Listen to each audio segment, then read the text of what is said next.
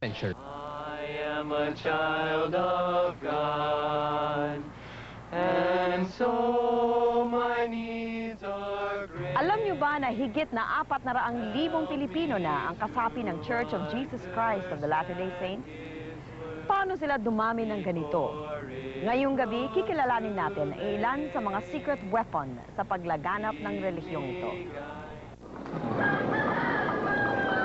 Madalas natin silang nakikitang naglalakad sa kalye, sumasabit sa jeep, at paminsan-minsan kumakatok pa sa pinto natin. Sila ang mga misyonaryo ng Church of Jesus Christ of Latter-day Saints o mas kilala sa tawag na Mormons.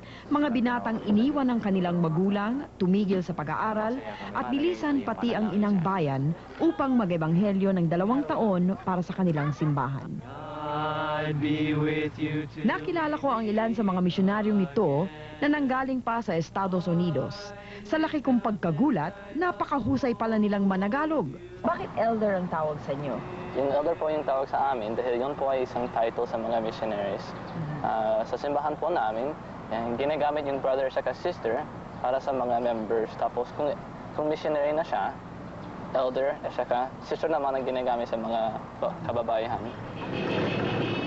Elder nga ang titulo nila, pero batang-bata pa ang mga misyonaryong ito. Karamihay nasa edad ng 19 hanggang 25 lamang.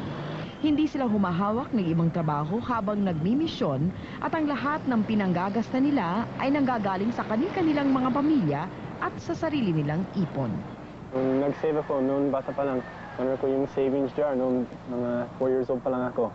So, inidagdag konti lang hanggang 19 years old. So, Para sa mission work? para sa mission mismo. Okay. 6 na araw sa isang linggo, lumilibot ang mga misyonaryo sa kanilang area para mag-ebanghelyo. Habang lumalakad kami, kinakausap namin yung mga tao sa daan, sa tabi, o kahit saan. Tapos, inanyayahan namin sila na makinig sa mensahe namin. Maski sino? Maski sino, yung lahat talaga. Pati naman yung mga gwardiya, yung mga bantay, yung mga nagtatrabaho, lahat. Yung mga batang favorite ko. Bakit? Kasi doon ako natuto mag-Tagalog eh. Walang iba nagturo sa akin, yung mga maliit lang.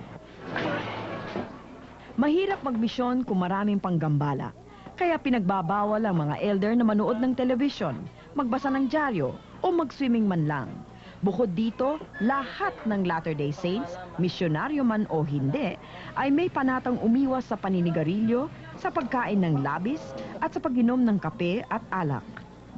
Ano yung pinakamahirap na bagay sundin bilang miyembro ng Mormon Church?